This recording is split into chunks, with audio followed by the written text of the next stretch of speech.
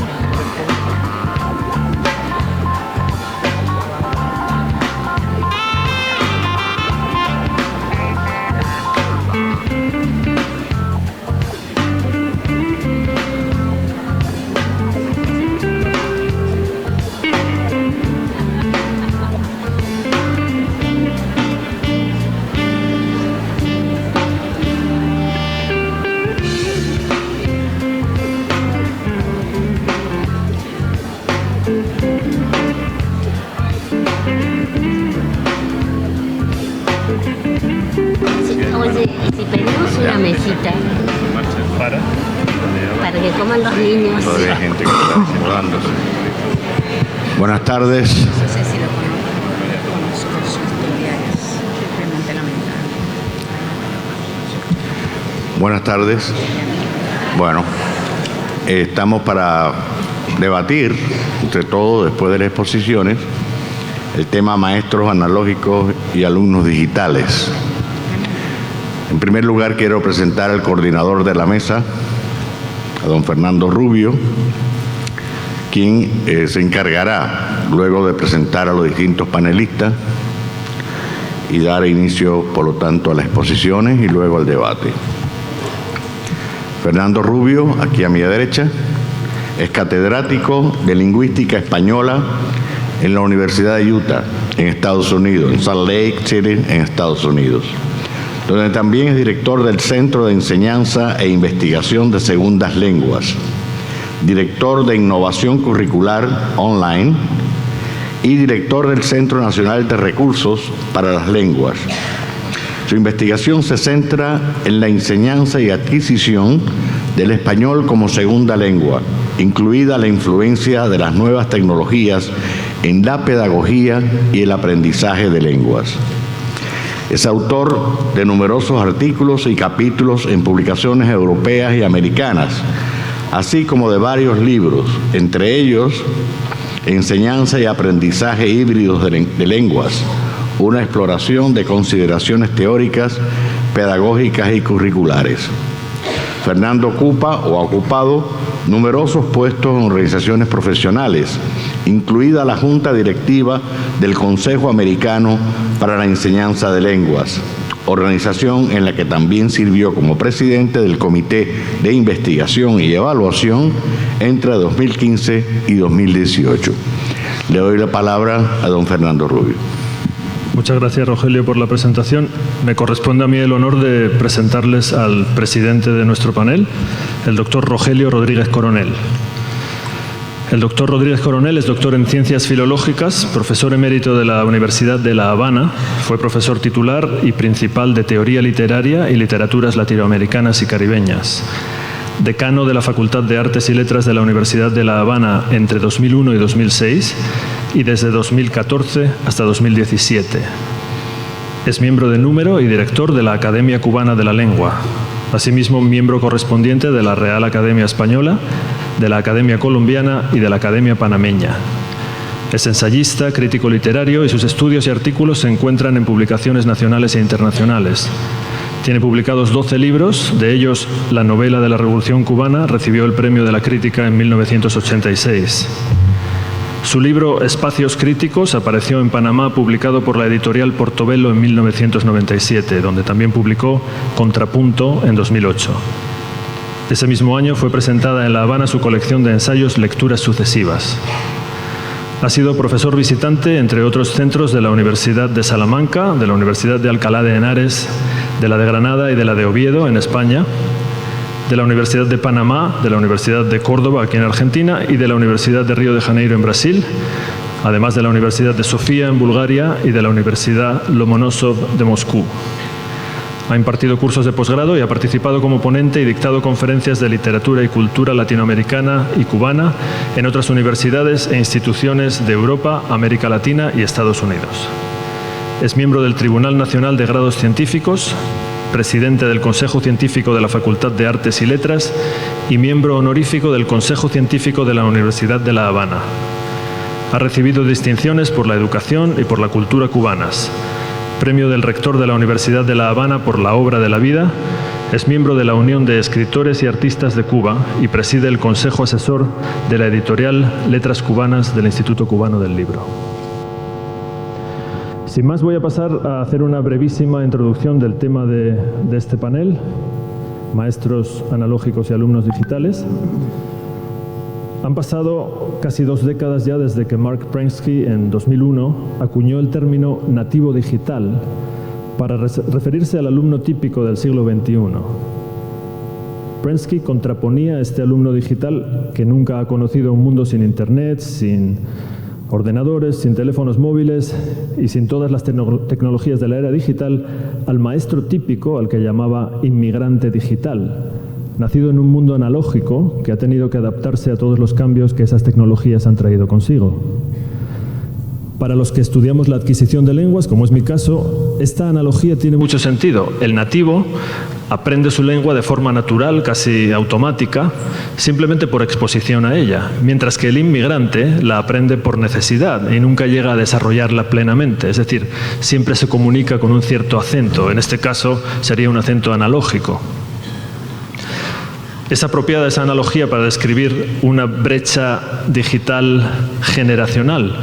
¿Y existe realmente esa brecha transcurridos ya casi 20 años del siglo XXI? ¿Se trata de una desigualdad generacional o hay otros factores que la explican? ¿Y hasta qué punto ha influido la presencia de las nuevas tecnologías en nuestra forma de enseñar? ¿Y en qué medida también puede o debe o quiere el maestro analógico adaptarse a las características del alumno digital? ¿Han cambiado los papeles del alumno y del maestro, los papeles tradicionales, ahora en la era digital? Cada uno desde su perspectiva profesional y académica, los participantes de este panel abordarán estas y otras cuestiones que surgen de la intersección entre la tecnología y la educación. Y paso sin más a presentar a la primera participante del panel, la doctora Virginia Bertolotti, que es profesor titular del Departamento de Medios y Lenguajes de la Facultad de Información y Comunicación de la Universidad de la República y miembro de número de la Academia Nacional de Letras de Uruguay. Enseña e investiga sobre la conformación histórica del español en América y sobre la gramática y la enseñanza de español como lengua escrita. Ha contribuido a la documentación del español en América entre los siglos XVI y XIX y a la documentación y análisis del español, el portugués y las lenguas indígenas y africanas en el actual territorio de Uruguay. Se ocupa asimismo de entender las relaciones entre las nuevas y las viejas tecnologías de la escritura. El título de su ponencia es La enseñanza de los géneros textuales a estudiantes digitales en una universidad analógica. Tiene la palabra la doctora Bertolotti. Bueno, buenas tardes para todos los que estén aquí y también para todos los que están en algún lugar bajo la modalidad de retransmisión, especialmente para ellos. Muchísimas gracias, Fernando, por la presentación, por la coordinación de este panel, que tanto trabajo te dimos, y también agradezco a la organización del Congreso estar aquí. Y disculpen, pero no sé explicar sentada, así que me voy a parar. Entonces, tienen allí el título de mi presentación y algunas de las preguntas que me hice cuando me pidieron que hablara de este tema, que digamos que no es dentro de los temas centrales a los que me dedico, fueron las siguientes. A partir de la sigla TIC o TICS, que ya la tenemos incorporada como término al español, me pensé que valía la pena desentrañar un poquito qué quería decir esto de TIC, y como todos sabemos en realidad es tecnologías de la información y de la comunicación, ¿sí? Y me interesa detenerme un poquito allí para señalar que entiendo que no es exactamente lo mismo comunicar que informar, y bueno, o sea, todo el tiempo que informamos estamos comunicando, pero lo contrario no necesariamente es así, como comentaban, por ejemplo, en el panel de periodismo de la tarde de ayer. Y la pregunta siguiente es si la tecnología digital impacta de la misma forma en la información que en la comunicación. Y la respuesta es, creo que no. O sea, el impacto de las tecnologías en la información es un impacto fuertemente cuantitativo, ¿sí? Al punto que se habla de infoxicación, o sea, intoxicación de información.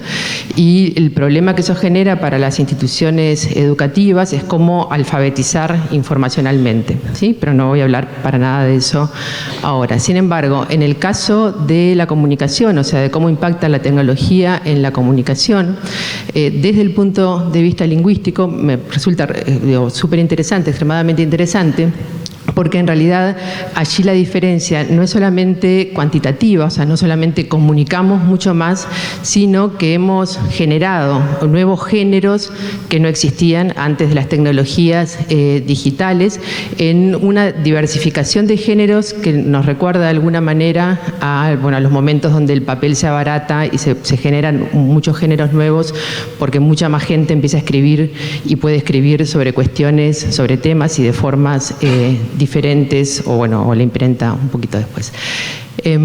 Bien. Lo que nosotros hacemos es enseñar a través de textos. Entonces, la pregunta que tiene que ver con este panel es de qué manera esas nuevas tecnologías impactan o impactarían en la manera en que tenemos de enseñar los textos, ¿sí? Y lo que señalaba recién Fernando es que si los actuales maestros somos analógicos, como somos creo que la mayor parte de los que estamos aquí, y los estudiantes son digitales, bueno, o sea, si eso crea efectivamente una brecha tal que nos permita o que no nos permita trabajar de la forma que desearíamos, o si debemos adaptarnos a eso.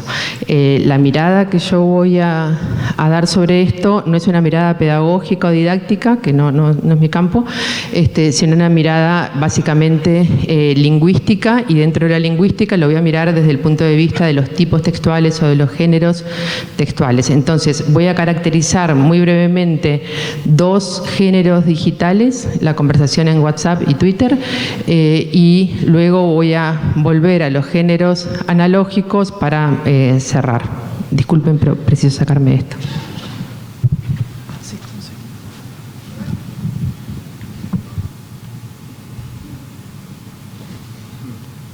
Gracias.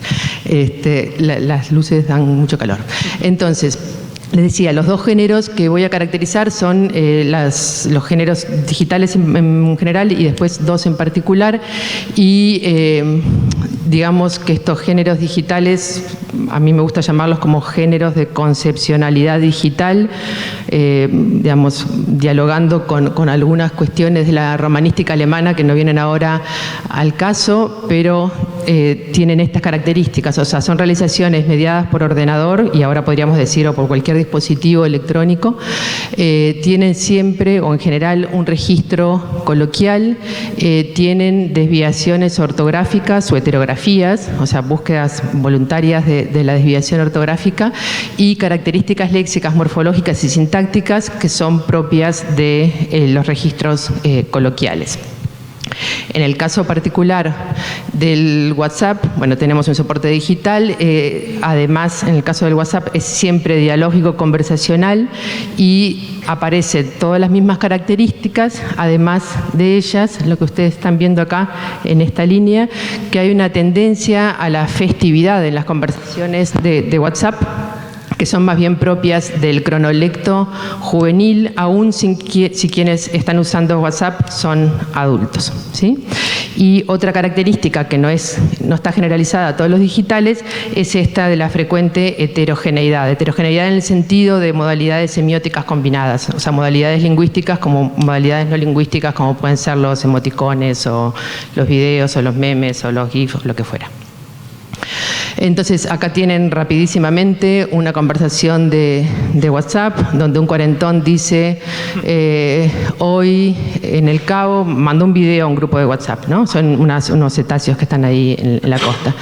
Y treintañero le dice, me muero, estás loco. ¿Quién es y qué animales son? Parecen toninas, orcas, no sé quién es, están en la orilla, es raro. Si no la ve, se tira a nadar, se lo morfa, o sea, se lo come, para los que no son rioplatenses. Chan, dice alguien, re chiquita igual. Hay uno en el grupo que me lo mandaron, dice que esa arena no es del Cabo Polonio, ¿sí? Entonces, lo que sucede acá sucede en cualquier conversación, o sea, una sintaxis de la oralidad, enfatizadores propios digamos, de las variedades más juveniles, onomatopeyas, interjecciones, acortamientos como estás loco, alargamientos, o sea, intentos de imitar lo que sucede en la lengua oral. ¿Qué sucede con Twitter? ¿No? Twitter también tiene un soporte digital, pero a diferencia de WhatsApp, internamente encontramos una mayor riqueza de géneros, ¿sí? Y haciendo una cosa súper gruesa, podemos distinguir entre los textos informacionales y los textos comunicativos, y lo que yo he observado, por lo menos como usuaria, sobre todo pasiva de Twitter, es que los jóvenes, en Twitter uno puede identificar más o menos la identidad de quien escribe, que los jóvenes utilizan preponderantemente los digamos, los géneros comunicativos en Twitter mucho más que los informacionales, ¿sí? El Twitter, al igual que WhatsApp, tiene heterogeneidad, o sea, combinación de sistemas semióticos, más alta incluso, y es básicamente conversacional o fático cuando evalúa discursos de otros o comenta la realidad o cuentan lo que están haciendo, pensando, sintiendo. Voy, 5, gracias.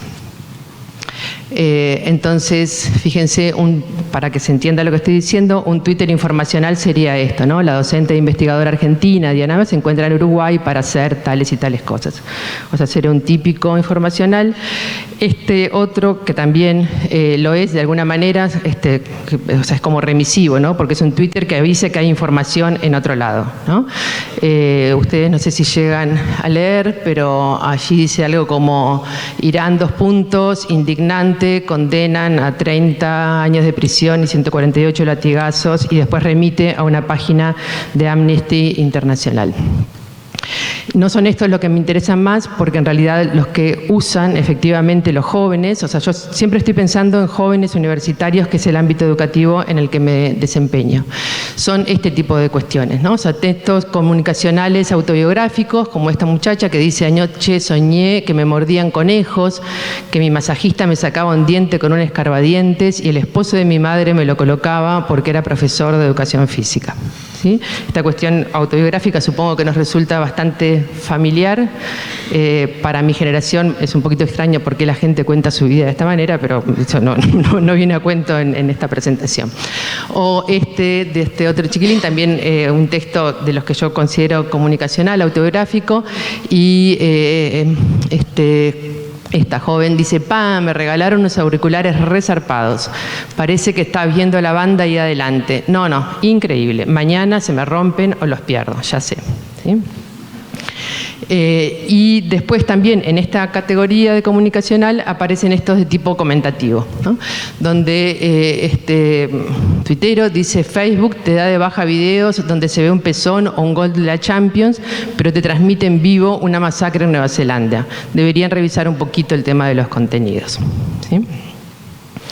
Bien, entonces con esto lo que yo intenté hasta ahora es decir, bueno, estos son los géneros digitales, o sea, los géneros nuevos y los géneros que emplean los jóvenes, o sea, los géneros nuevos que emplean los jóvenes, ¿sí? ¿Qué es lo que hace la universidad? O sea, la universidad está asentada sobre textos analógicos, ¿sí? O sea, sobre textos que no están focalizados en la comunicación, como cualquiera de los que acabamos de ver, sino que están focalizados en la información, ¿sí?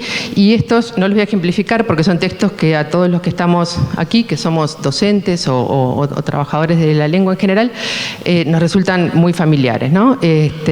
O sea, artículos de especialidad, textos de divulgación, manuales, informes, evaluaciones, etcétera, etcétera.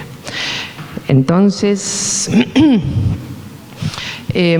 si ponemos en relación ahora esta cuestión de los géneros con la enseñanza, lo que tenemos es que esos géneros comunicacionales son géneros primarios, o sea, para los que están familiarizados con Bakhtin en el sentido bakhtiniano, o sea, son géneros fácilmente adquiribles, o si requieren algún tipo de aprendizaje, es un aprendizaje de muy baja instrucción, ¿no? O sea, basta con preguntarle a alguien dónde está el banco de de GIF, o preguntarle o leer durante 2 o 3 días Twitter para poder encontrar cuáles son las regularidades y las maneras de decir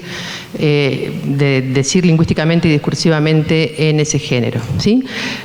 Por el contrario, o sea, los géneros informacionales, o sea, los géneros analógicos, los géneros que normalmente, con los cuales normalmente se trabaja en la universidad, son secundarios, son de alta complejidad, no se suelen aprender espontáneamente, aunque a veces los profesores universitarios desearíamos que sí, que se aprendieran espontáneamente y saltearnos toda esa parte de la clase donde tenemos que situar el texto y avisarles cómo está armado y ese tipo de cosas que hacemos. Entonces, estos secundarios, por su alta complejidad, por su densidad informativa, y argumentativa, explicativa, tienen que ser objeto de instrucción explícita y, por lo tanto, yendo al principio de lo que planteaba Fernando, o sea, las grandes preguntas del panel, lo que yo creo es que la universidad, aunque esté poblada por una fauna estudiantil eminentemente digital, o sea, nativa digital, la universidad como institución, o sea, debe seguir enseñando, debe seguir dándole los instrumentos a esos nativos digitales, las maneras de poder desplazarse en un mundo anfibio, en un mundo en donde efectivamente, o sea, la digitalidad existe, pero cuya base es sustancialmente analógica. Y eso, bueno, es más o menos lo que dice en la diapositiva que están viendo. Muchísimas gracias.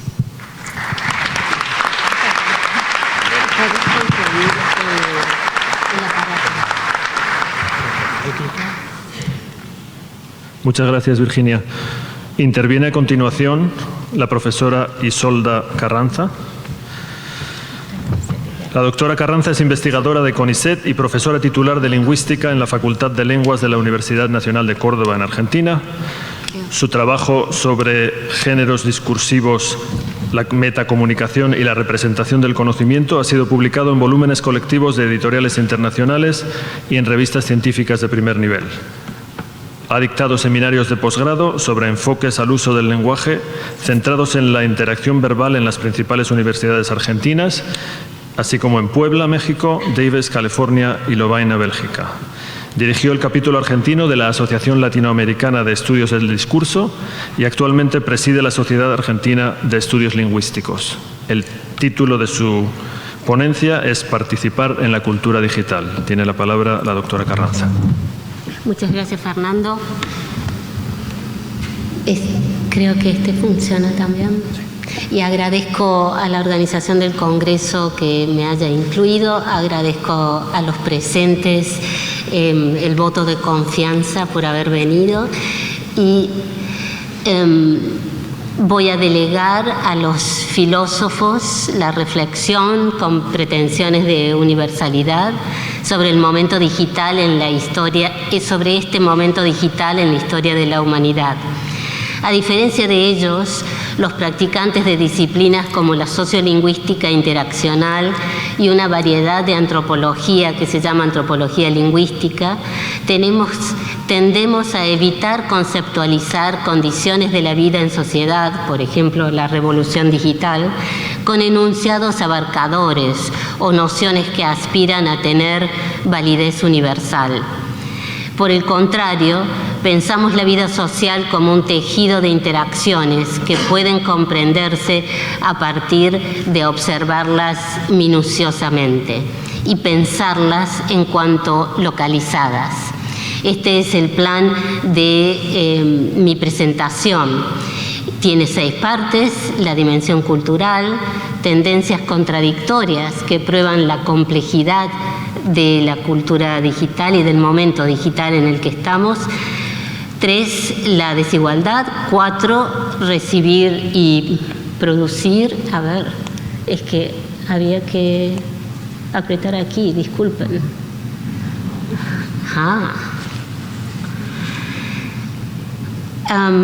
Participar y educar. Propongo que pensemos más allá de la innovación tecnológica en sí misma y nos ocupemos de la cultura digital que permea nuestra vida. Limitar el foco de la discusión a la tecnología es equivalente a deslumbrarnos con el artefacto llamado imprenta, sin abarcar las enormes transformaciones que la imprenta provocó en la difusión del conocimiento, en los modos de pensar y en la civilización. En este camino de intentar asir la dimensión cultural, resulta de gran utilidad cuestionar concepciones simplistas y mercantiles de lo digital como panacea. Sin dudas, el impacto de lo digital en la vida cotidiana se manifiesta en tendencias contradictorias.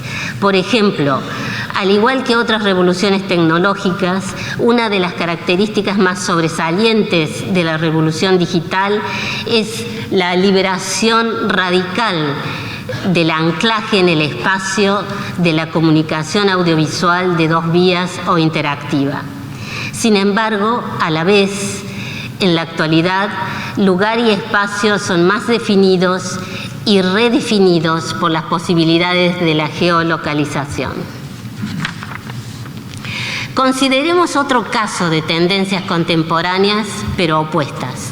La comunicación por vías digitales ha ampliado en magnitudes inusitadas el número de potenciales receptores y, en cierto sentido, la cantidad de vínculos personales posibles ha sido incrementada, pero a la vez los medios digitales posibilitan adaptar la comunicación a preferencias individuales en cuanto al tiempo, el lugar y la modalidad de los intercambios.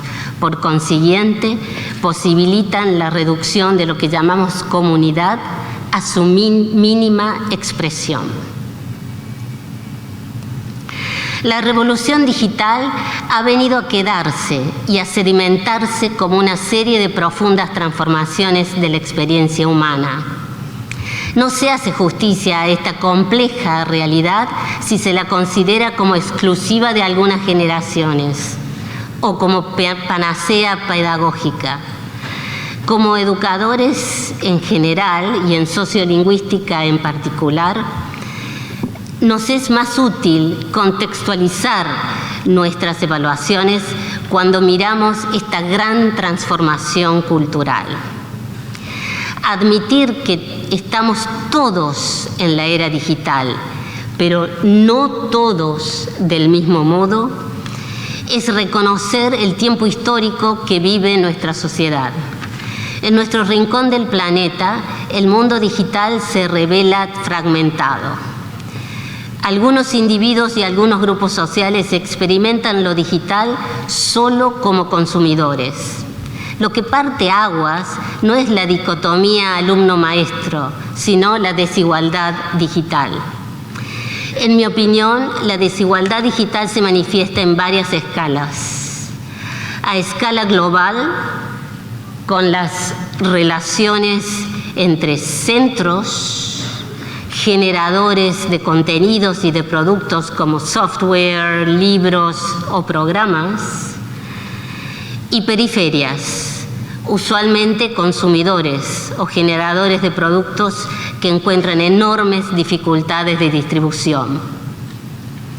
Y por otro lado, a escala local, podríamos interrogarnos, por ejemplo, acerca de las relaciones entre los grupos que adquieren la formación básica, que será siempre pertinente, y los grupos que no la adquieren. Entre la global y la local se podrían considerar escalas intermedias, pero con estas dos basta para el presente desarrollo. La desigualdad no desaparece con la posesión del artefacto, el objeto material, el dispositivo del que se trate, sino con la calidad de la experiencia con él.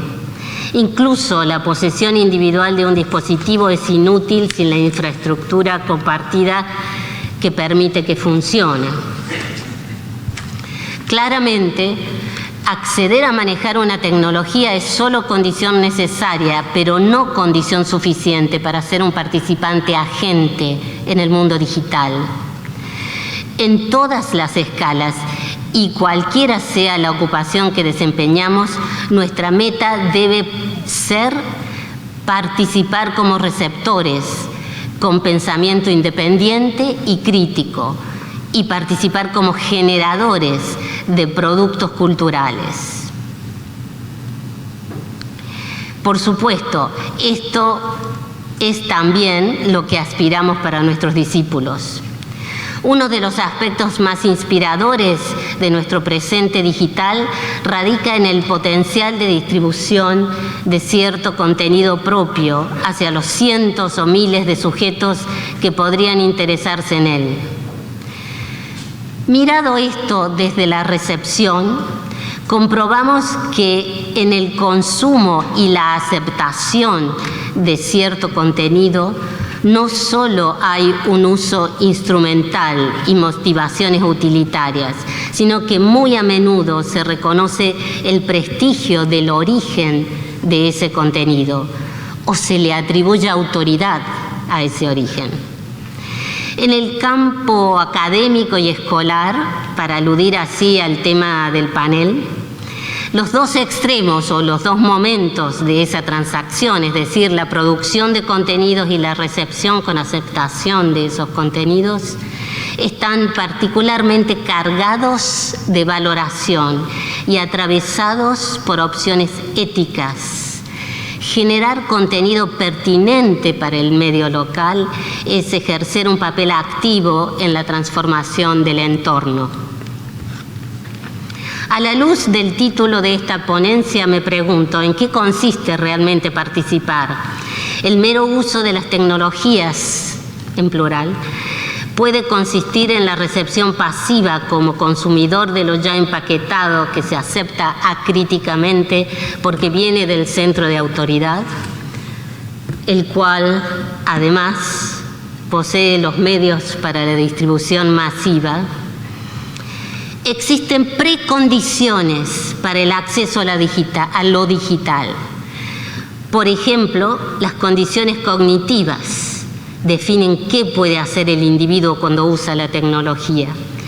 Puede actuar como mero consumidor, puede tomar críticamente, incluso apropiarse de fragmentos enteros o plagiar flagrantemente, o puede actuar como productor, asociar ideas de modos novedosos, derivar conclusiones, expandir líneas de pensamiento, en definitiva, emplear los contenidos disponibles como trampolín para crear propios.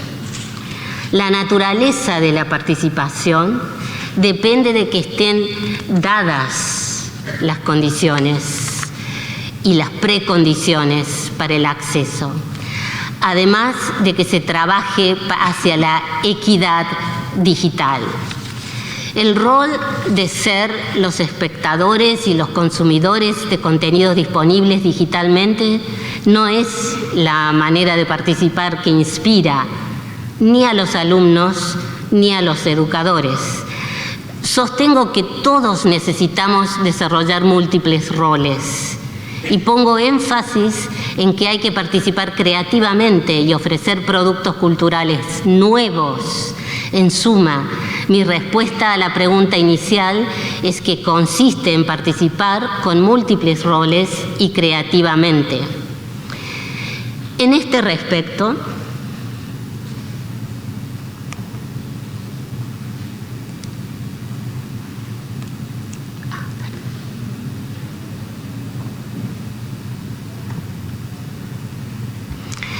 ¿en qué condiciones estamos en nuestro contexto local? Sabemos que las competencias y destrezas requeridas para aprovechar la innovación tecnológica plenamente y para participar en el mundo digital como agentes creativos son las ya identificadas en el desarrollo cognitivo y en el desempeño académico. Esas capacidades son las de razonamiento, de lectura con interpretación, de articulación de varios conceptos y de planificación para organizar el trabajo. En relación al asunto central de este congreso, la comunicación, las ocupaciones asociadas a ella y sus industrias, sí es posible participar globalmente desde esta Córdoba, que es solo una de 2 docenas de ciudades con el mismo nombre, y hacerlo como agentes creativos. Podemos producir contenidos sobre el habla y la lengua, describir la fusión de cambios lingüísticos locales. Podemos consensuar estándares para nuestros propósitos y explorar las relaciones entre países hispanoparlantes en cuestiones de circulación de productos culturales, entre muchas otras acciones que nos involucren como contribuidores críticos. Si tenemos estas acciones en mente, ¿es posible educar para estos fines? Como para el resto de la cultura, educar para participar en la cultura digital consiste en dar estímulo, dar ejemplo y tener altas expectativas sobre lo que los alumnos podrán producir. Motivar es contagiar pasión, contagiar la pasión. Por lo tanto, para participar en la cultura digital, como para participar en la sociedad, los educadores contagiarán su pasión por el conocimiento y moverán a otros a crear con voz propia. Muchas gracias.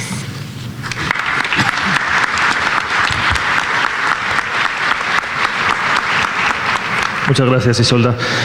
Intervendrá a continuación el profesor Luis Cerezo. El doctor Cerezo es profesor titular de Lingüística Aplicada y director del programa de español en American University en Washington. Sus servicios de consultoría incluyen compañías como la Comisión Fulbright y Berlitz, y su investigación se centra en el desarrollo de tecnologías para el aprendizaje de lenguas extranjeras, especialmente a través de videojuegos, simulaciones y programas híbridos o en línea. A través de métodos cuantitativos y cualitativos, evalúa la efectividad de varios modelos de enseñanza. Sus trabajos aparecen publicados en revistas científicas punteras como Studies in Second Language Acquisition y Language Learning and Technology. El título de su presentación es Difuminar los roles para aprender jugando y conversando en la era digital. Tiene la palabra el doctor Cerezo.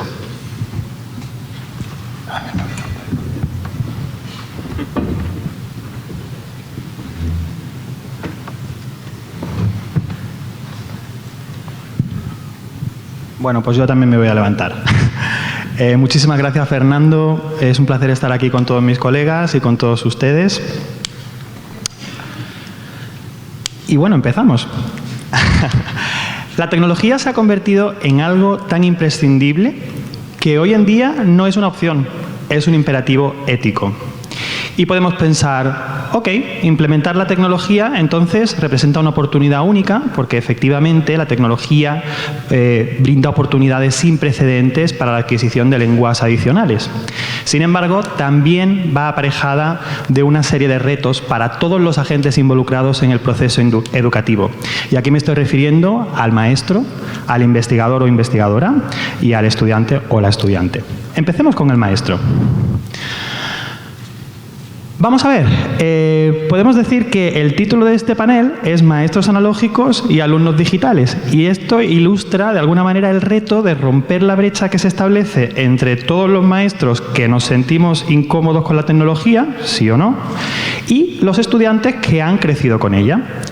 Para romper esta brecha, el maestro puede beber de dos fuentes. En primer lugar, podemos preguntar a los estudiantes y escuchar todo lo que tienen que decir al respecto del uso de las tecnologías, pero eso no es suficiente. Tenemos que, de alguna manera, involucrarlos en un proceso de exploración, involucrarlos en un proceso de investigación en acción, mediante el cual reproducimos técnicas experimentales para medir la eficacia de las tecnologías en el aula. ¿Sí? Ok. Bueno, pero también podemos recurrir a las publicaciones científicas como maestros. Sin embargo, esto parece poco habitual. Una reciente encuesta realizada en el Reino Unido nos dice que solo un 40% de los maestros de lenguas extranjeras han leído una vez en su vida una publicación científica en lingüística. ¿Pero quién los culpa? Seamos realistas. Las publicaciones científicas son cada vez menos legibles, y esto está comprobado. Y esto constituye el primer reto para el investigador, el de alguna manera, disipar la niebla que rodea a nuestra Torre de Marfil y comunicarnos efectivamente con los maestros. No solo al maestro debe mirar el investigador, también debe mirar al estudiante. Y pongamos como ejemplo el caso de los videojuegos, tutoriales o aplicaciones como Duolingo, de la que todos hemos oído hablar. El problema de estas aplicaciones no radica solo en el hecho de que sus contenidos son muy poco comunicativos, sino también en que conciben la enseñanza de lenguas desde un enfoque bipolar. En unos casos utilizan el método vamos a volver para atrás. El inductivo.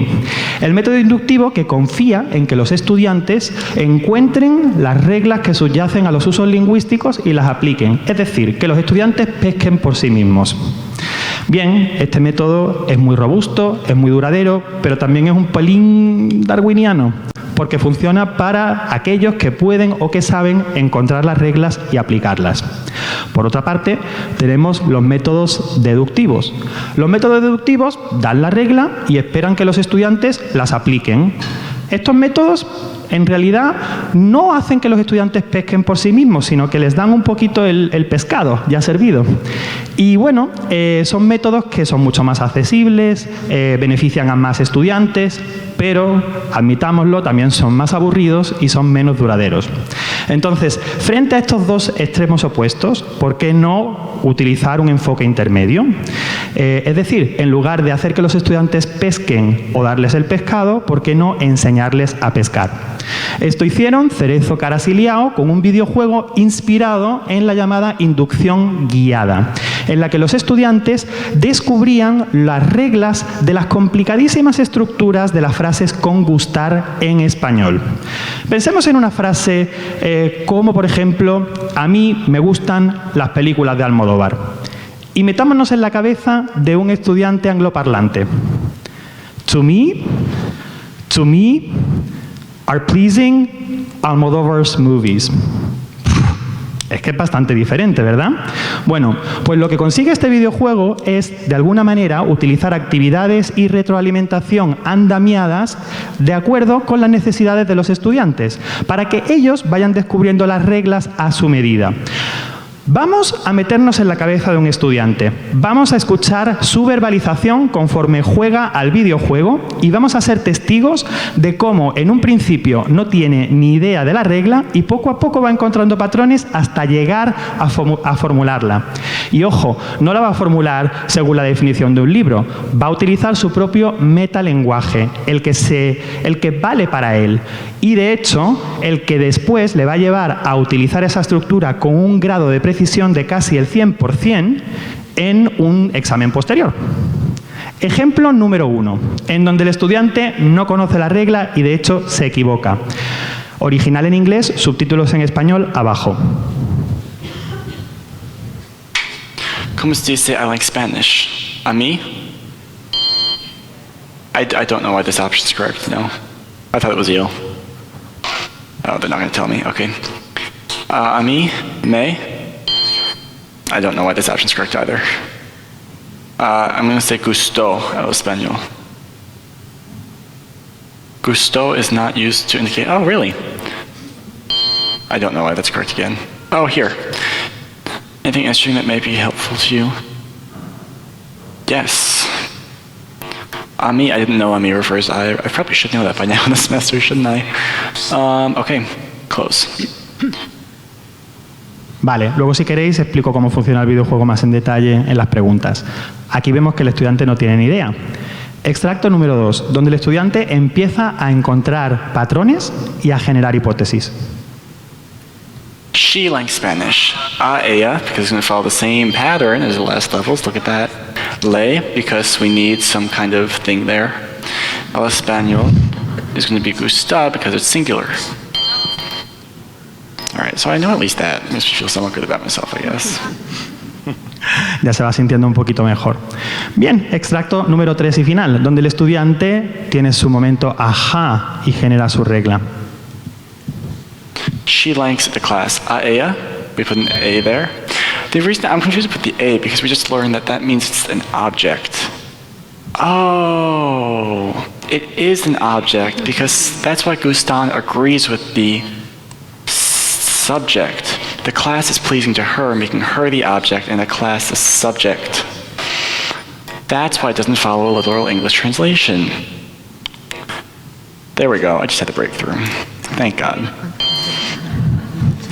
Bien. Además de mirar al maestro y mirar al estudiante, el investigador tiene que mirarse a sí mismo, hacer un poco de autocrítica y superar el reto de no sucumbir ante el poder seductor de la tecnología por su valor novedoso, ¿sí? Si miramos las publicaciones científicas nos vamos a dar cuenta de que están llenas de expectativas grandilocuentes que se estrellan contra resultados contradictorios. Tomemos, por ejemplo, el caso de la comunicación mediada por ordenador. En un principio, los investigadores pensaban que comunicarse por chat o por textos tendría un valor pedagógico añadido con respecto a la interacción oral. Argumentaban que las prestaciones de la comunicación por texto, como por ejemplo la prominencia de la palabra escrita, la ausencia de marcadores paralingüísticos, la posibilidad de consultar mensajes previos y compararlos con mensajes actuales o mis mensajes con los de mi interlocutor, la menor ansiedad que nos proporciona el escudo de la pantalla. Todo esto y más se traduciría en mensajes más explícitos, más precisos, más complejos y en una posibilidad para el estudiante de no solo concentrarse en el significado, sino también en aspectos formales.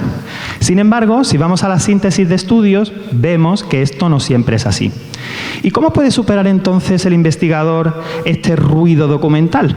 Bueno, pues este reto lo puede superar pasando o filtrando la literatura existente por el tamiz de la validez metodológica y teórica.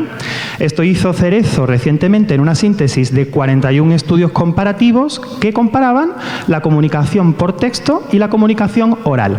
Y esta síntesis lo que revela es que la comunicación por texto sí que tiene un valor añadido en cuanto a la consecución de mayores objetivos pedagógicos cuando se establece entre el profesor y el estudiante, pero no tanto cuando se establece entre los estudiantes. Sin embargo, sí que queda afectado el proceso de aprendizaje, porque cuando dos o más estudiantes, en grupos reducidos, eso sí, se comunican por texto para completar una tarea pedagógica, lo que vemos es que hablan menos, producen menos lengua en español, pero participan de manera más ecuánime. Sus enunciados son más cortos, pero también incorporan estructuras gramaticales más complejas y un vocabulario más rico. Y además se producen menos incomprensiones y más atención a aspectos formales de la lengua. Bueno, llegamos ya a hablar del estudiante. Lo primero que necesitamos hacer es romper el mito de que a los nativos digitales son todos duchos en el manejo de las nuevas tecnologías, y esto nos lo dice un reciente artículo. O también el hecho de que exista necesariamente una brecha entre los estudiantes y los maestros, ¿sí? Porque por muy nativo digital que sea el estudiante, todo estudiante tiene que superar el siguiente reto, el de apropiarse de su aprendizaje. Todos hemos escuchado hasta la saciedad hablar de la autonomía en el aprendizaje, ¿sí? ¿Pero qué es la autonomía? La autonomía es identificar qué estrategias metacognitivas me ayudan a mí como estudiante a aprender mejor una lengua extranjera. Y no solo eso, sino que si hablamos de tecnología, tengo que saber cómo usar la tecnología para ponerla al servicio de esas estrategias pedagógicas, ¿sí? Es donde resulta crucial aquí la figura del maestro, como una figura de guía, ¿sí? De hecho, si miramos a investigaciones recientes, lo que vemos es que cuando el maestro comparte los secretos o sus recetas secretas con los estudiantes, como por ejemplo los diferentes tipos de retroalimentación, cómo se dan y cómo se interpretan, los y las estudiantes los incorporan más a su proceso de aprendizaje y se benefician más de ellos. En conclusión, vivimos en una época de oportunidades sin precedentes para comunicarnos y para jugar utilizando la tecnología en la lengua meta de manera real, contextualizada, multimedia. Pero para poder realmente beneficiarnos de estas oportunidades y que estas oportunidades se traduzcan en un aprendizaje lingüístico de calidad, necesitamos romper las barreras que existen entre maestros, investigadores y estudiantes. Y para esto no vale solo con ponernos en el papel del otro, es que tenemos que ser el otro, porque hablamos de nativos, pero en realidad en el proceso de la educación lo mejor es ser un emigrante, lo mejor es ser un estudiante que no tiene miedo de adentrarse en territorios nuevos continuamente y encarnar el papel del maestro y encarnar el papel del investigador. Muchísimas gracias.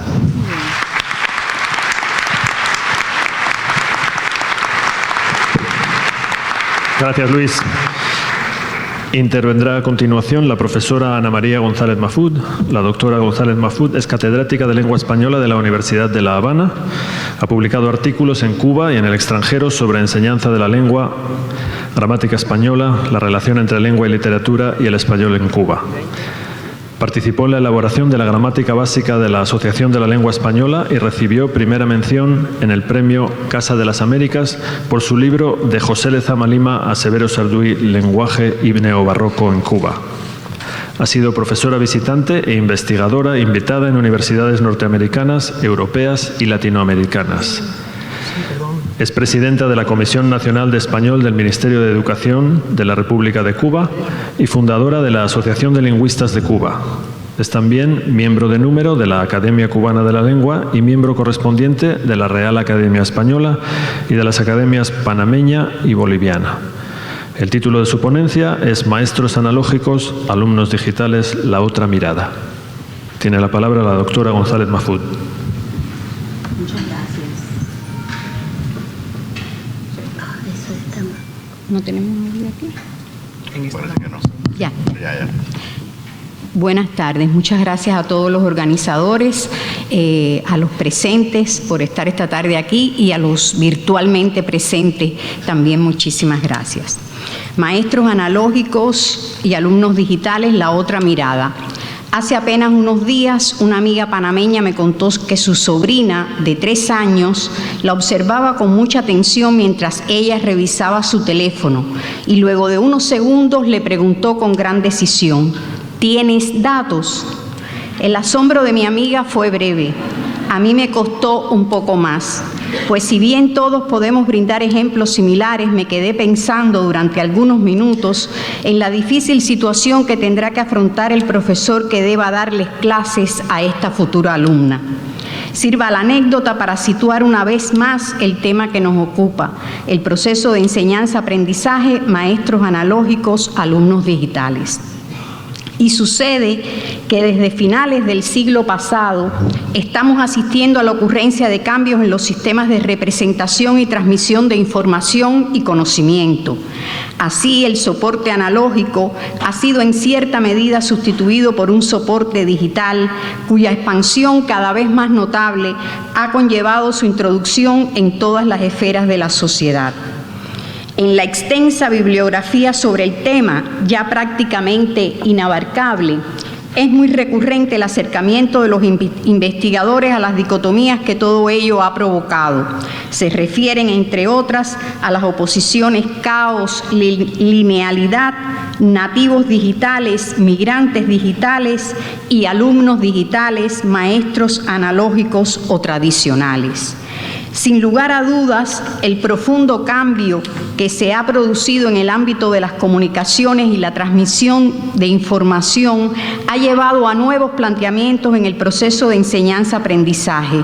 Este hecho ha determinado que la hasta ahora generalmente exigida presencia del que enseña y la inmediata y directa comunicación entre el maestro y el discípulo se vea mediada por una serie de factores característicos de la era digital que ha producido un desajuste entre quienes enseñan y quienes aprenden, entre la formación y la preparación de quienes enseñan y las habilidades y las capacidades desarrolladas por quienes aprenden.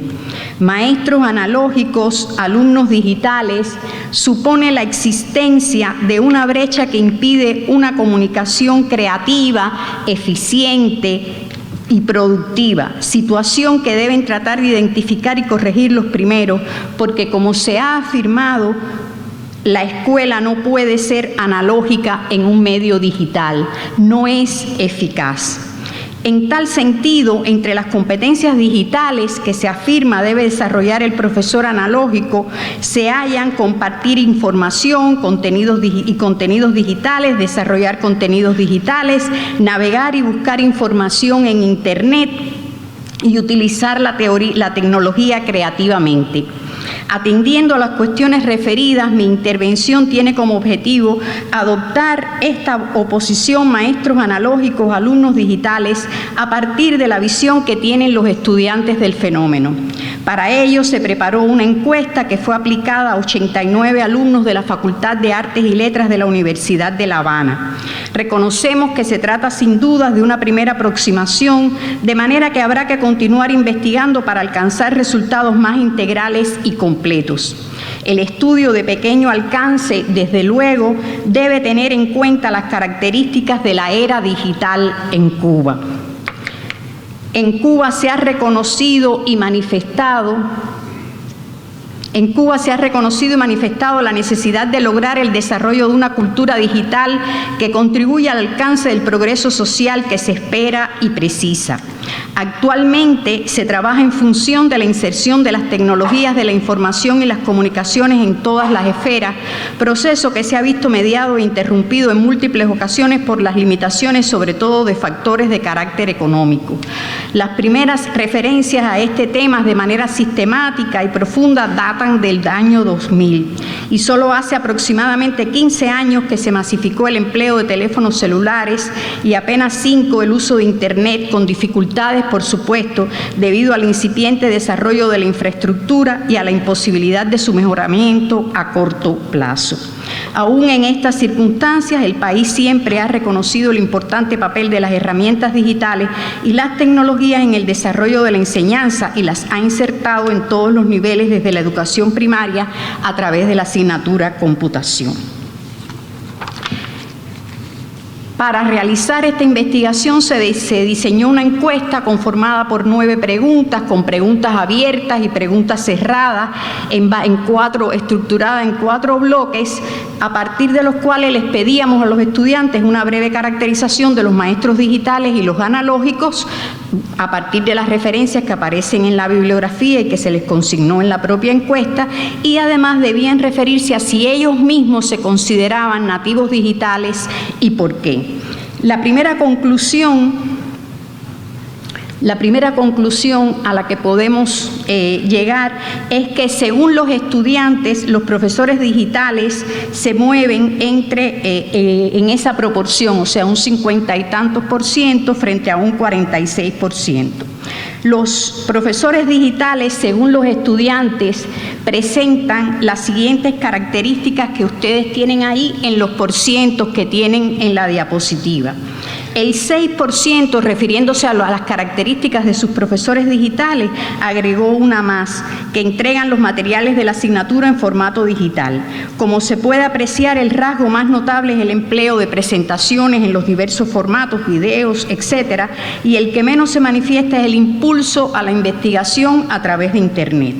Por otro lado, en la tabla 2, se pueden observar las valoraciones de los estudiantes acerca de las características de los profesores analógicos. Como se observa ahí, la característica más común se refiere a la promoción del estudio y la investigación a través de libros en formato físico, y la menos frecuente es el empleo de presentaciones en PowerPoint, audios, videos, etc.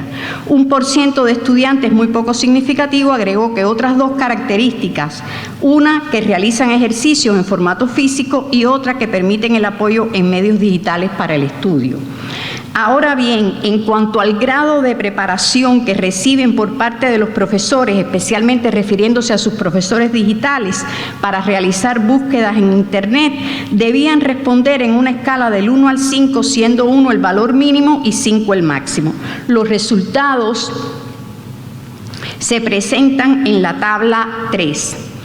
En el caso del primer ítem, al que la mayoría de los estudiantes le otorgó el mayor valor, existe una correspondencia con las características de los profesores digitales señaladas, pues declararon, como se puede observar previamente, que la menos que manifiestan es el impulso de la investigación a través de Internet. Por otra parte, el resto de los ítems le concedieron el mayor valor.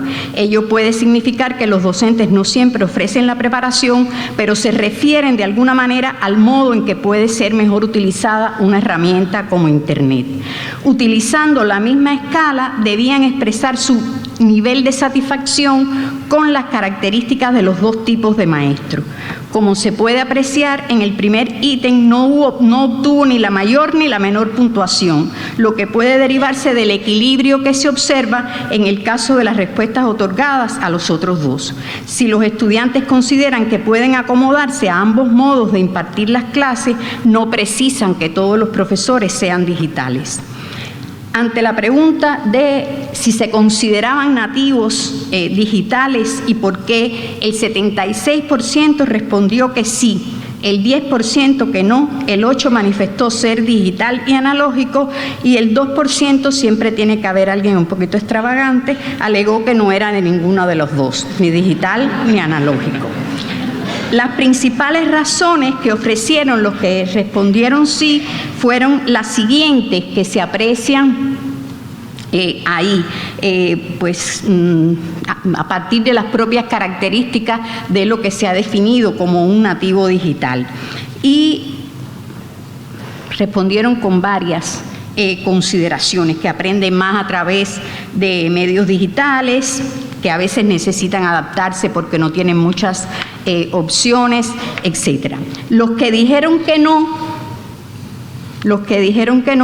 pues adujeron estos dos elementos fundamentales, es decir, siguen prefiriendo los libros en formato físico y, lo que me llama la atención, necesitan del profesor analógico.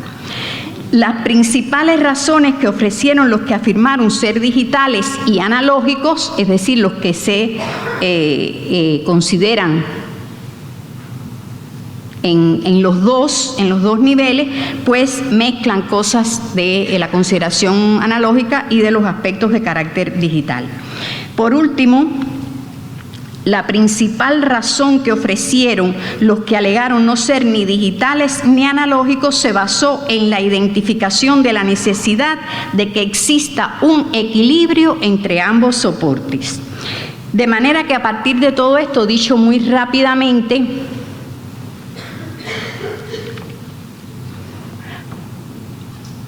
que estoy dándole para atrás. Para atrás ni para coger impulso. Las conclusiones. Bueno, pues según la visión de los estudiantes, voy a hacer, ¿alguien me pasa los espejuelos de lejos?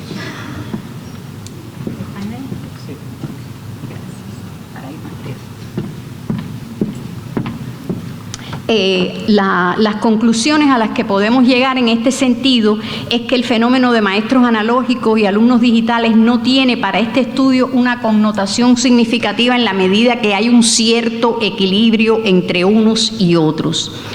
Que en el caso de Cuba los nativos digitales no son nativos digitales al uso, porque si tenemos en cuenta la fecha en que se introducen estas técnicas y estos soportes y estos formatos, pues no todos nacieron junto con las tecnologías. Se trata de alumnos que hoy pueden tener 22 años, 23 años o 24 años. No lo son a la manera de los otros que nacen paralelamente ya con las tecnologías.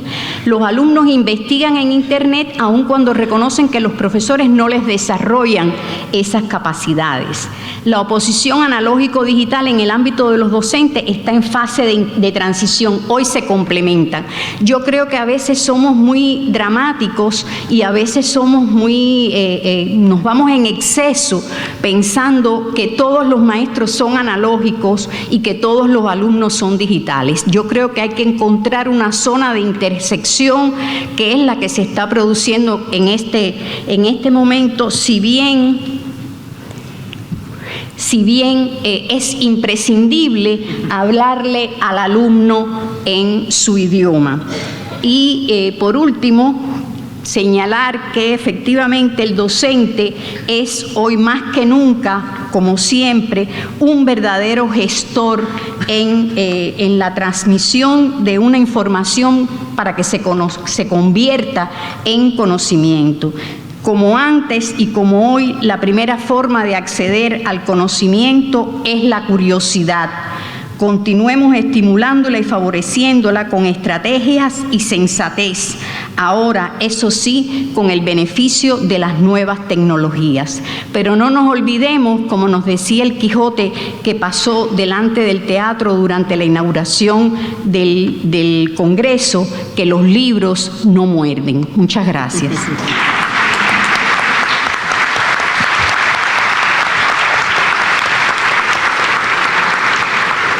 Muchas gracias, Ana María. Le corresponde la última intervención al profesor Segundo Píriz. El doctor Píriz es director académico internacional de Planeta, Formación y Universidades y catedrático en la Facultad de Veterinaria, Departamento de Sanidad Animal de la Universidad de Extremadura. Ha participado como investigador en multitud de proyectos de investigación y ha participado en la gestión universitaria como miembro de distintas comisiones de docencia e investigación. Fue rector de la Universidad de Extremadura entre 2011 y 2018 y presidente de la Conferencia de Rectores de las Universidades Españolas entre 2015 y 2018.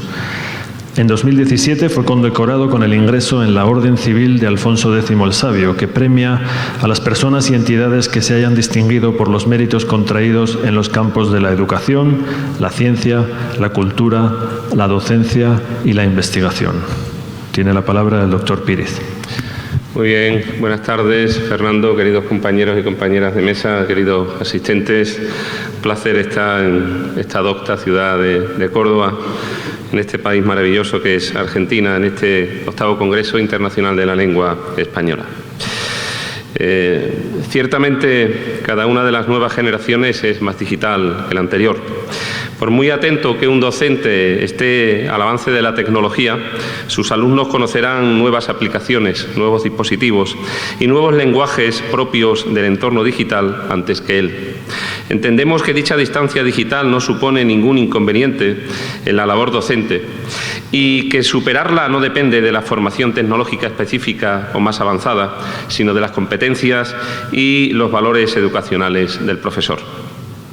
Aprender a aprender, aprender de forma colaborativa, aprender a partir de retos, aprender para emprender y cualquiera de los nuevos paradigmas de la educación en el siglo XXI permiten abordar una relación profesor-alumno donde el primero, el profesor, impulsa, promueve y guía el aprendizaje del segundo, aun cuando el alumno pueda disponer de mayores conocimientos tecnológicos o en cualquier otra área.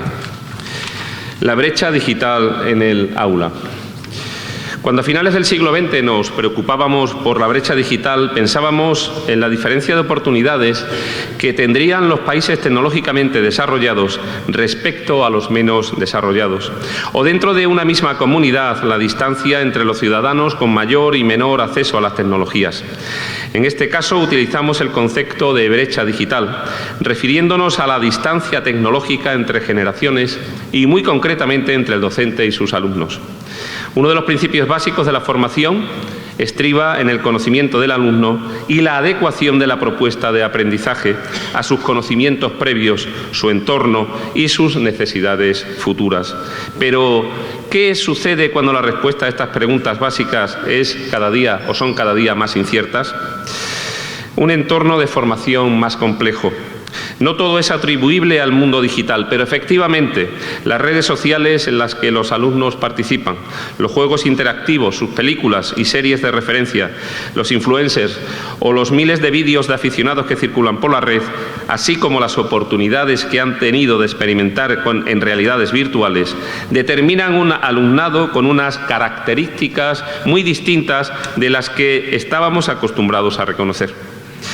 Obviamente el docente puede estar atento a este mundo paralelo con el que crecen sus alumnos y tratar de conocer lo mejor posible cada una de las nuevas tendencias. Pero no nos engañemos. En general, el docente llegará después, a remolque, y probablemente cuando llegue ya se estará gestando una nueva tendencia con la misma o mayor capacidad de influencia en sus alumnos. Ante esta realidad, como ante tantas que hemos vivido, podemos adoptar una lectura apocalíptica que nos auspicia como mínimo la desaparición de las escuelas, o bien identificarla como una oportunidad de mejora, como una alerta sobre la conveniencia de repensar las necesidades de formación de las nuevas generaciones y tratar de responder a ellas de la mejor manera posible. Lo que pretendemos ofrecer a los niños y jóvenes de hoy no es muy distinto de lo que dirían nuestros antepasados hace años, incluso siglos. Queremos prepararlos para afrontar su futuro, esperando que ese futuro sea mejor del que hemos vivido y que ellos puedan contribuir a mejorarlo permanentemente. Dicho así parece simple, aunque todos sabemos que no lo es. Y probablemente cada día sea algo más complejo, como más compleja es la realidad que vivimos. Cierto, complejo, pero no por ello imposible.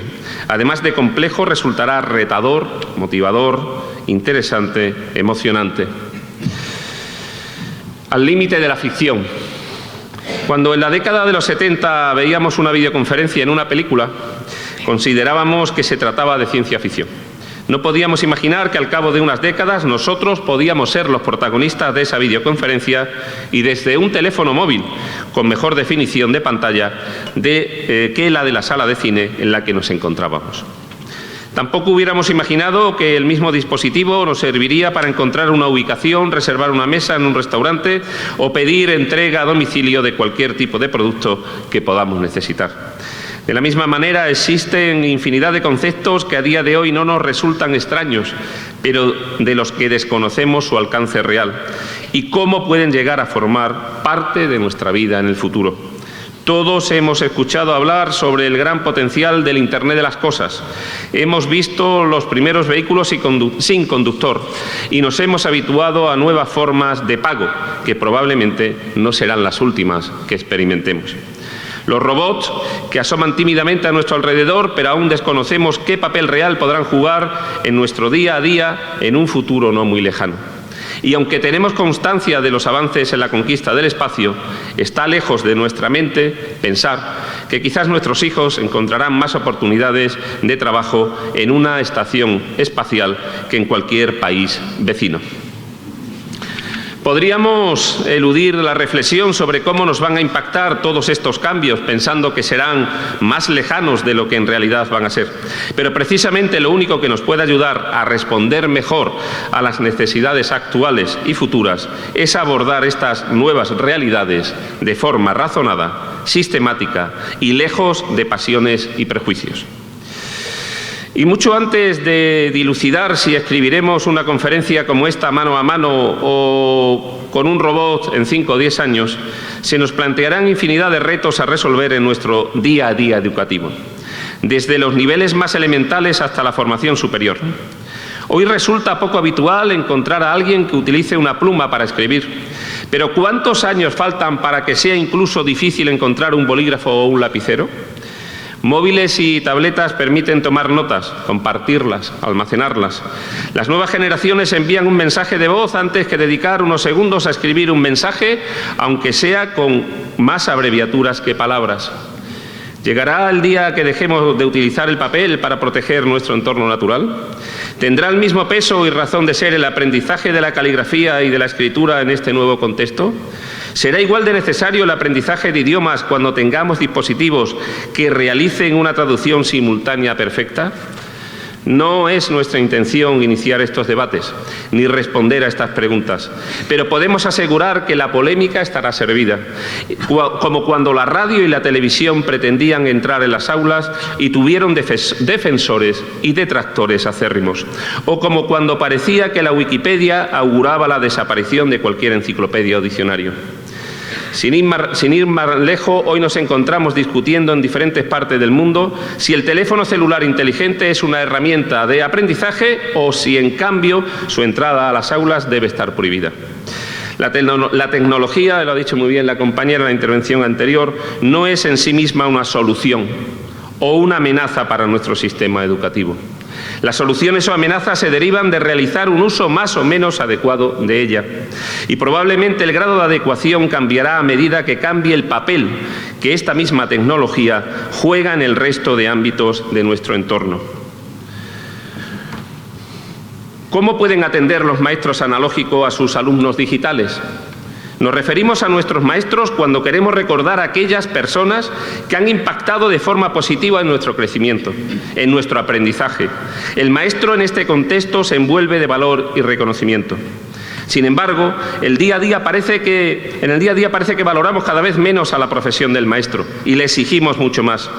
Si nos ponemos a listar las capacidades que requiere un buen maestro, nos aparecerán algunas como responsabilidad, empatía, comunicación, humildad, capacidad de aprendizaje, organización, planificación, observación, liderazgo, diálogo, flexibilidad, innovación, trabajo en equipo y creatividad, entre otras muchas cosas.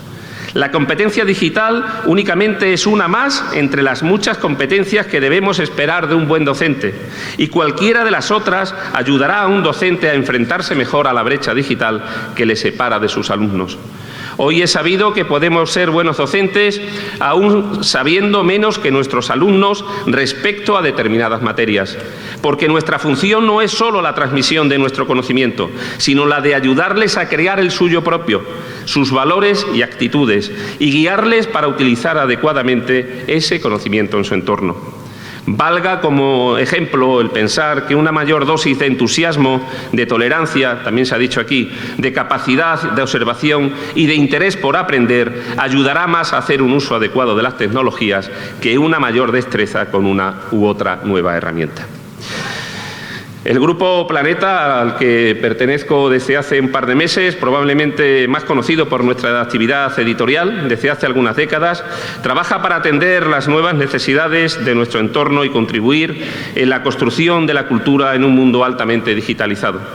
La actividad del grupo se ha ido diversificando de manera que ha adquirido un especial protagonismo tanto en el sector de los medios de comunicación como en el sector de la educación. En el sector de la educación destacamos la labor que desde la BIU, la Universidad Internacional de Valencia, o el Centro Universitario UNIVA, asociado a la Universidad de Barcelona, la universidad con más prestigio de nuestro país, de España, realizamos en la formación de maestro de todos los niveles educativos, donde se trabaja todas y cada una de las competencias antes señaladas, dedicando también una especial atención al desarrollo de la competencia digital. Desde Aula Planeta se trabaja en el desarrollo de bancos de recursos didácticos que permiten a docentes y alumnos construir itinerarios de aprendizaje muy ajustados a sus necesidades y aprovechando el potencial que la tecnología les ofrece. Todo ello acompañado de iniciativas de formación continua del profesorado, programas de mejora educativa y proyectos para promover el aprendizaje activo e inteligente. Asimismo, nuestros sellos editoriales continúan en la labor de desarrollo de propuestas para estimular la lectura en niños y jóvenes sin renunciar al valor del texto escrito, pero aprovechando el uso de otros medios cuando contribuyen a un mejor acercamiento de la cultura y fundamentalmente de la lengua para su crecimiento. Sí, existe una brecha digital entre las competencias digitales de nuestros maestros y sus alumnos. Sí, parece que esta brecha digital seguirá existiendo y quizás creciendo, aun cuando sean maestros que ya forman parte de la generación digital, porque nada hace pensar que el mundo tenga que dejar de evolucionar de golpe. Sí, cuanto más cambiante es el mundo y a más distancia se encuentren nuestros alumnos, más compleja va a resultar la labor del docente. Pero aún con todas estas afirmaciones, nuestra visión del futuro es optimista. La labor del maestro cobra aún más fuerza para ayudar a las futuras generaciones a crecer y a contribuir en la construcción de un mundo mejor. Difícilmente alguno de nosotros será el maestro perfecto, con el máximo nivel de logro de todas y cada una de las competencias que esperamos que tenga un buen docente. Pero disponemos de conocimientos, herramientas y recursos que nos ayudarán a formar día a día a un cuerpo docente más preparado para atender a las necesidades de formación de nuestra era. Además, consideramos que el futuro siempre tiende a la superación y aun cuando las muchas necesidades de mejoras que podamos enumerar, las nuevas generaciones dispondrán de recursos más amplios y avanzados para atenderlas y continuar forjando un futuro más próspero cada día. Pero incluso, y termino, en el caso de que este supuesto no se revelara cierto y la vida fuera más complicada para las nuevas generaciones, sería más necesario confiar en el éxito de la labor docente para conseguir que éstas se enfrenten mejor a los avatares que la vida les depare. Creemos en los docentes y en el cambio permanente, superando modas pasajeras. Estos cambios los podremos afrontar mejor aprovechando todo el potencial de dónde venimos y dónde estamos sin temor hacia a dónde vamos. Muchas gracias por su atención.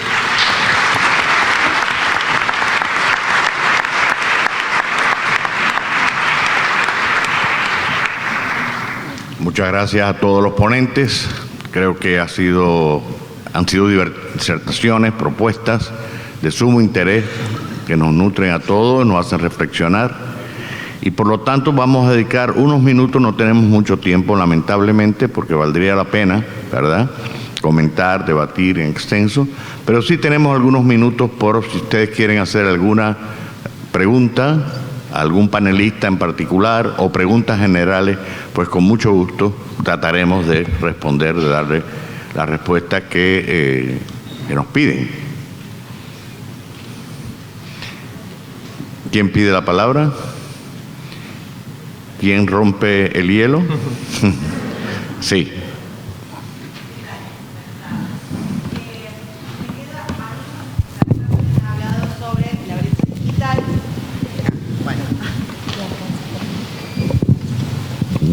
Gracias.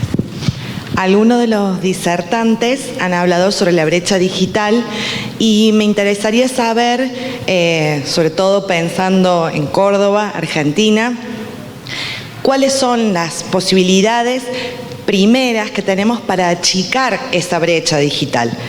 Yo soy docente analógica, tengo alumnos digitales, pero uno intenta, pero a veces también es cierto que hace falta un poquito más que el simple deseo del docente. Bueno, ¿quién quiere la respuesta? Bueno, probablemente todos aquí van a contribuir a responder esa inquietud. Desde mi perspectiva, hay sin dudas factores que un individuo no puede manejar. Son factores macroestructurales. Y del mismo modo que si puedes comprarte un coche fantástico, pensemos en un Audi A4, y las rutas del país todavía son de ida y vuelta en una sola carpeta asfáltica, sin ninguna autovía, y además con baches. ¿De qué te sirve tu superauto? Lo más probable es que sigan los altísimos números de accidentes automovilísticos. Y sabemos que podemos comprar cualquier dispositivo cuando viajamos al exterior. Si el país no tiene tecnología 4G, no te servirá de nada. Y pronto si no tiene 5G. Renunciemos entonces a las quijotadas como si pudiéramos manejar la macroestructura siendo individuos.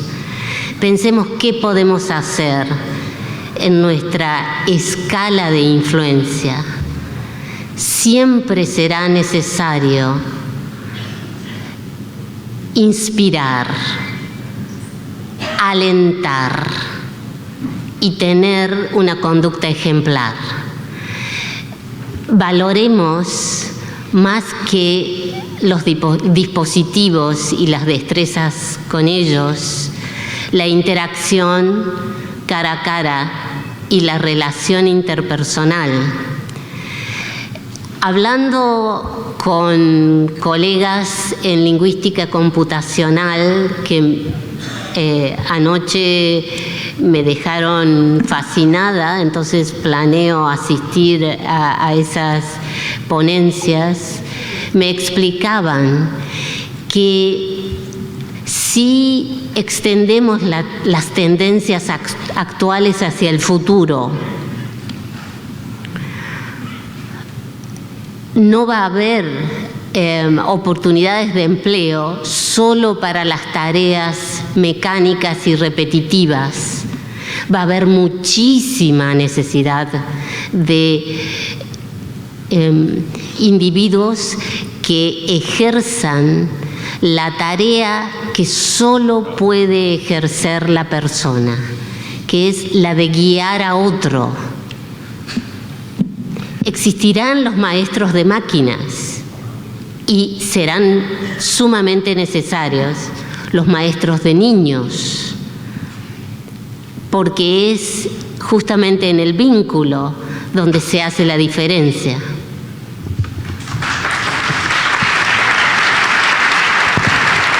Muchas gracias. Muchas gracias, muchas gracias. Aunque yo me compraría el Audi, pero bueno, ¿alguna otra de los ponentes quiere? ¿Sí? Buenas noches. Muy interesante todo. No, buenas tardes, todavía parece de noche. Muy interesante todo lo que dijeron. Yo soy una profesora en este momento ya jubilada y fui profesora analógica, lógicamente, pero actualmente consumo todo lo que sea digital. Sin embargo, yo me pregunto, ¿cómo enseñaría hoy en el aula a mis alumnos a leer el Quijote?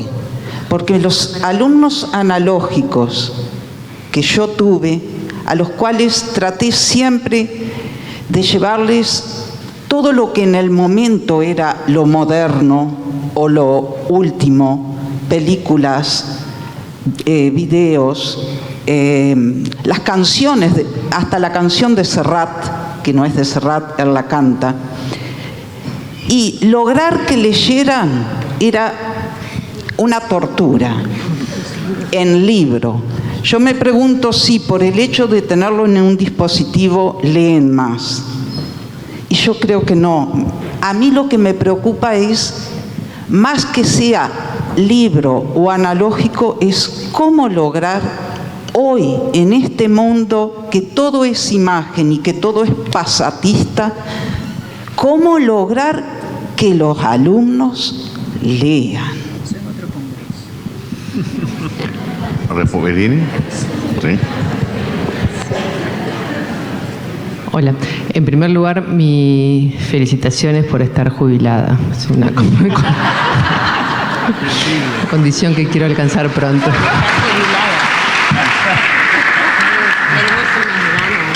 En segundo lugar, me parece que el problema del Quijote, o sea, no es si el Quijote está en formato digital o en formato analógico, o sea, porque la concepción del Quijote es para un mundo analógico. Entonces podemos tener su versión para Kindle o para cualquier dispositivo electrónico que va a seguir siendo un texto de concepción analógica. Mi experiencia es que los estudiantes, los jóvenes en general, como tienen el mundo entero a su disposición y pueden elegir, o sea, solamente van a elegir las cosas que los motiven y nada de lo que nosotros podamos querer, o sea, por más que nos parezca que leer el Quijote es lo mejor que le puede pasar a una persona, o sea, nada de lo que hagamos va a poder ir en contra de eso. Y algunos alumnos creo que no van a leer nunca y otros van a llegar por caminos que nosotros ni siquiera imaginamos, o sea, porque vieron un youtuber que hizo la recomendación o porque tienen un amigo que forma parte de un club donde se suben reseñas y me parece que como tenemos tanto que hacer en materia educativa, quizás es mejor que nos centremos en las batallas que sí podemos dar y es darles la alfabetización básica, que es la que rompe las brechas verdaderas, y estimularlos a la cultura en general, más que dar batallas que creo que de verdad no tenemos los instrumentos y no los vamos a tener por más que queramos, o sea, romper brechas, porque perdimos absolutamente, o sea, el control el control de lo que pueden hacer, lo cual en el fondo creo que es muy bueno para las nuevas generaciones. O sea, a mí me daban Salgari y leía Salgari porque hasta que no lo terminaba no dejaba de leer Salgari. O sea, detesto con mi alma entera todas las películas de acción y las novelas de acción. Y bueno, y por suerte, o sea, los jóvenes actuales y los niños tienen muchísimas más posibilidades. Y bueno, están perdiendo el capital cultural del Quijote, pero quizás estén ganando otros. Yo quisiera hacer una intervención. Yo creo que además ha ocurrido algo en la enseñanza de la literatura que ha perjudicado muchísimo todo esto, que es que no enseñamos realmente a leer, no cultivamos la sensibilidad. La influencia del estructuralismo en los estudios literarios, cuando ha llegado a ese nivel, enseñamos qué cosa es el narrador, el narratario, los planos narrativos, el argumento, etcétera, pero no el deleite de la lectura, no disfrutar la lectura, no formamos una sensibilidad en los lectores. Eso por un lado. Por otro lado, con el Quijote en particular y con otros textos, que estoy totalmente de acuerdo con lo que ha planteado la profesora, Sin embargo, tenemos una experiencia en Cuba que es un taller de atención a unos niños, donde ellos, por supuesto, todavía no han leído el Quijote, pero ya han visto los cómics, los muñequitos, como le llaman, hechos sobre el Quijote, ya han visto una película, por ejemplo, un poquito más adolescente de Cantinflas sobre el Quijote, etcétera, y de pronto comienzan, a esos primeros niveles, comienzan a interesarse por ese personaje un tanto estrambótico, etcétera, etcétera, y llegará un día entonces en que sientan la necesidad de leer el Quijote, porque ya tienen esa referencia.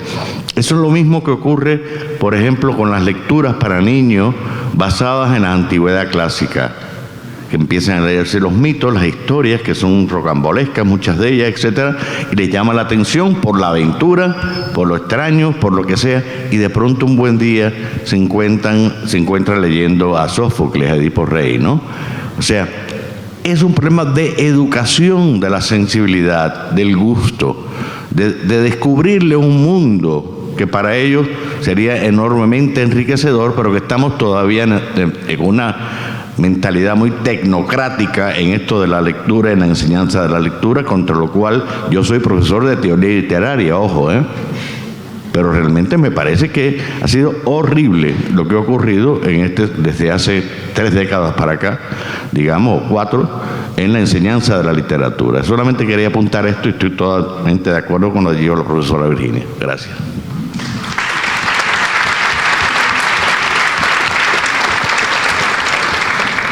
¿Alguna otra pregunta? Sí, acá. Hola, buenas tardes. Sí.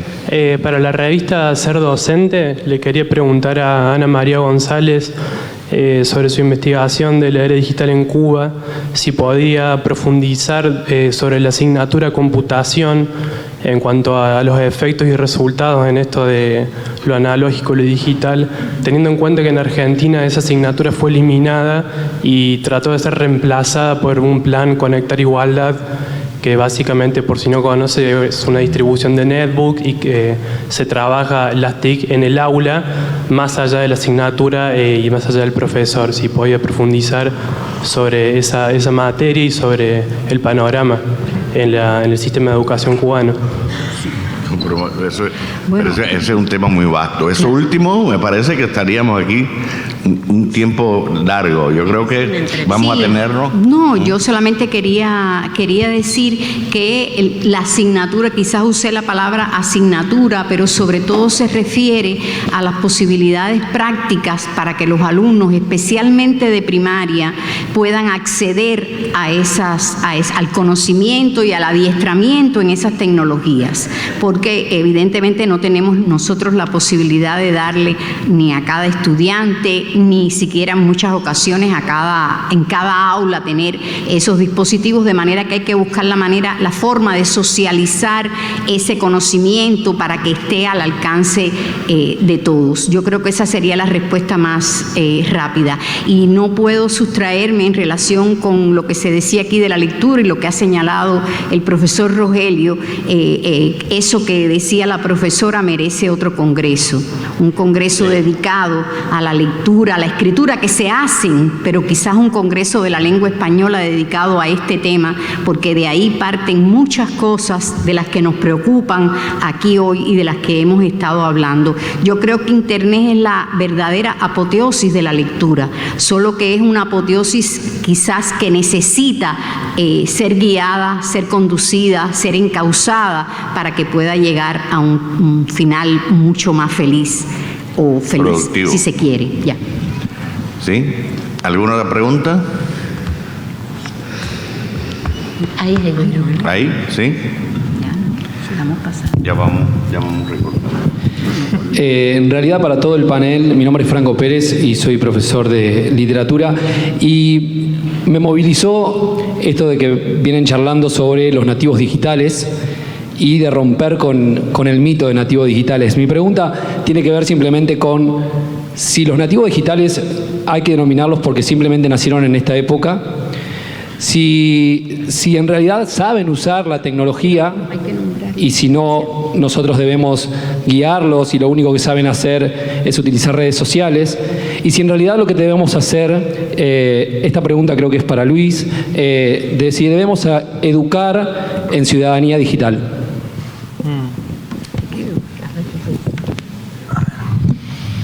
Hola.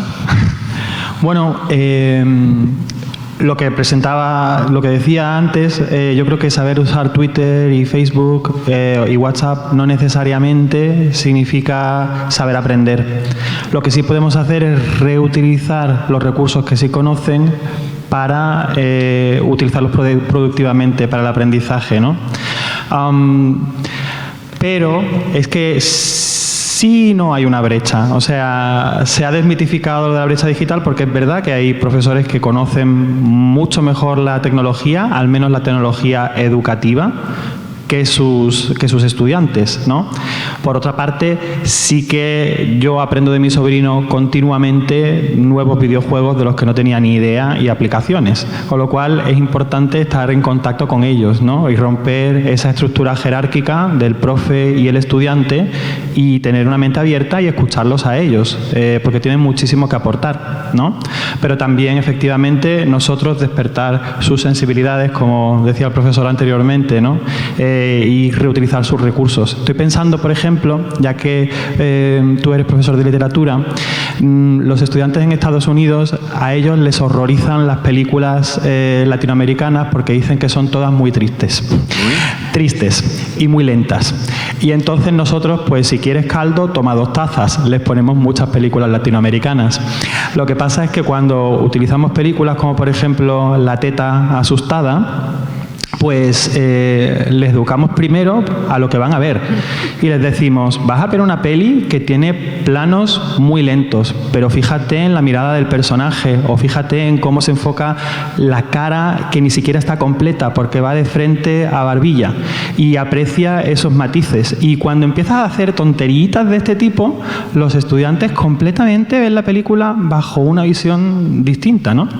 Entonces, sí, ellos vienen con una serie de herramientas a la clase, nosotros venimos con otras, pero nosotros al fin y al cabo somos los que tenemos la formación pedagógica. Podemos aprender de ellos, pero podemos también decirles que la tecnología en sí no es mejor que la oralidad, y eso es lo que tenemos que saber también, cuándo es mejor incorporar la tecnología y cuándo no.